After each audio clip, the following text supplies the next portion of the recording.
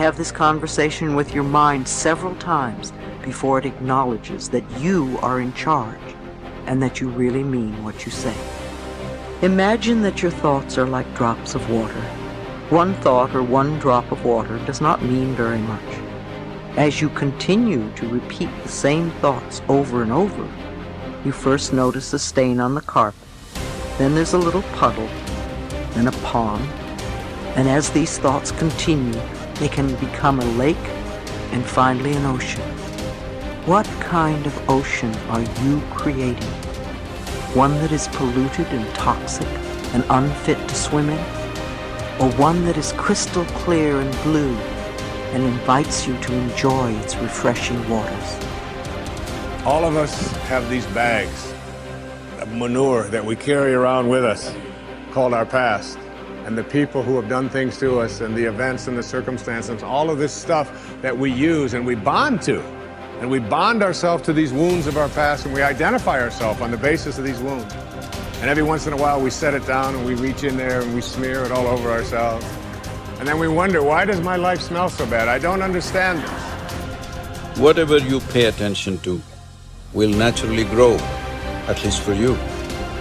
Every human being that you meet, there's a good side to them, there is a nasty side to them. If you pay attention to the nasty side, your mind will be preoccupied with the nastiness. Somebody else's nastiness will become yours. And because of that, you will receive more and more of that from all around you. If you pay attention to the best, even though in some people it may be a minuscule, if you pay attention to the best, it will grow. At least in your mind, in your experience it will grow. There is a good chance it will grow in them also. You're never going to get enough. You already are everything. You're everything that you need. Think of it for just a moment. Everything that you need to have total bliss, perfection of your life, you already are. You already have it. You came into this world with nothing. That's how you're going out.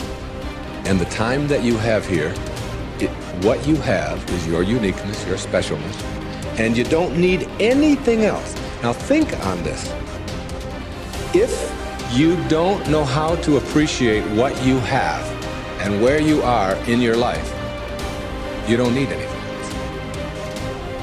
Because if you do get something else, you won't know how to appreciate that either. You'll just want more. Or you'll want it to be different. Or you'll want it to be the way it used to be. Or you'll want someone else to be the way you think they should be. If we are willing to turn our lives over to this greater power within us, the power that loves and sustains us, we can create more loving and prosperous lives. I believe that our minds are always connected to the one infinite mind, and therefore all knowledge and wisdom is available to us at any time. Nobody changes until they change their energy. When you change your energy, you change your life. See, it has nothing to do with the external activity that you're doing. It's got something to do with the internal systems as to how they're functioning. Essentially, it means neither your body, nor your mind, nor your chemistry, nor your emotions, nor your energy are taking instructions from you. They're doing their own thing. Once your machine is not in your control, being peaceful is impossible. I'll tell you, you get into your car and now you go there and you want to turn this way. You do this to the steering, it goes this way. Can you peacefully drive this car? Can you? No. Anxiety is natural, isn't it? This is what has happened to your vehicle. It's out of control. You've never done anything to find out where the steering wheel is, first of all. This is not that simple as a car, this is a super computer. Now the problem is most people have not even bothered to find the keyboard. They think if they do this, somehow it'll work. When you're given such a highly sophisticated machine, if you do not conduct it properly, it will cause many problems to you. By accident it's working. I want you to know this is made this way. If you hold your hands like this, it'll breathe one way. If you just turn it around, the very way you breathe, the breathing pattern itself changes in your lungs. You can try it if you want when you have the time. This way, this way. I'm saying everything that you do, fundamental changes are happening in this machine because it's such a sophisticated machine. It's more than a touch screen. If you just wish it, it will happen. When you have such a sensitive and sophisticated machine and you are operating like a blacksmith, then being peaceful seems to be difficult. Peace is not the highest goal in your life, it is the most fundamental requirement. Don't ever set peace as the highest goal. If you do that, you'll only rest in peace. You must see, to be peaceful is the first thing in your life, isn't it? If you want to do anything sensibly in your life, if you want to conduct any situation in your life sensibly, to be peaceful and happy is fundamental. All improvement in your life begins with an improvement in your mental pictures. We know that because of the law of correspondence, that your outer world tends to be a mirror of your inner world. This means that what you see on your outside, what you see in your relationships, your health, your work, your customers, and so on, tends to be a result of the pictures you have inside. We also know that your self-image controls your performance. Because the way you see yourself and think about yourself inside determines how you act on a day-to-day basis. If you see yourself and think about yourself as an extraordinary person, if you see yourself as a success, if you see yourself as happy, positive, confident, in control, if you see yourself as a loving parent or spouse, you will act that way toward others.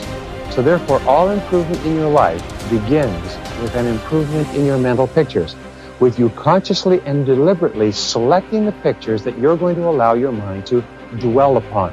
And that word dwell is terribly important. When you dwell upon a picture, your subconscious mind, just as with affirmations, accepts the picture as a command and goes to work to bring that picture into your reality. It's the most phenomenal thing. Your subconscious mind controls your reticular activating system or your reticular cortex as well. The reticular activating system is very interesting. It's a small part of your brain. It's like a switchboard in your brain that controls all incoming impulses.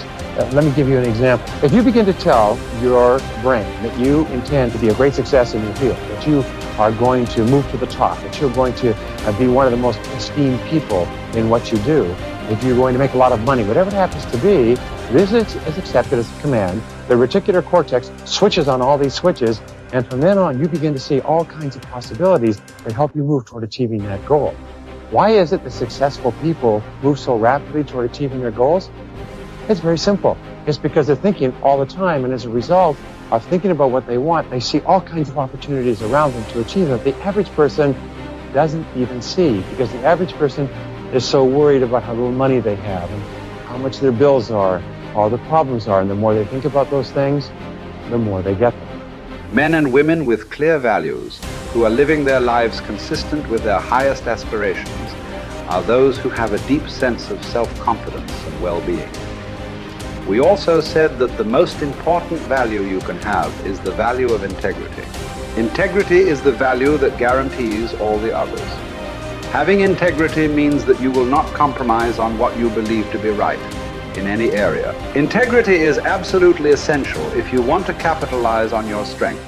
It means more than anything looking at yourself honestly and making your decisions based on the fact that you are an extraordinary human being. Your feelings are very valuable clues to your choices and behavior. Your peace of mind and personal satisfaction is perhaps the most accurate guide you will ever have to doing what is right for you. To follow your heart, you don't necessarily need to make dramatic changes in your life or in your relationships. What you do need to do is to see yourself honestly as you really are, and have the courage to channel your energies and focus your strengths into your areas of greatest potential. When you do this, you will soon realize that you have made one of the best decisions of your life. Each person has great strength and potentialities, and each person is put on this earth to harness those strengths and apply them to benefiting themselves and mankind. The life stories of the great men and women of history are usually stories of people who discovered their strengths and utilized them to the fullest degree. Churchill was a great statesman and orator. Florence Nightingale was a tremendous organizer. Florence Chadwick was an incredibly strong swimmer. Abraham Lincoln was a far-sighted and compassionate politician and president. Mother Teresa was a truly loving human being with an infinite capacity to care for and support the sick and dying people of Calcutta. Joe Montana was a quarterback with an incredible throwing arm with the Washington Redskins. All around you, you see men and women who have grabbed their major talents. You can do the same if you have the courage to follow your heart.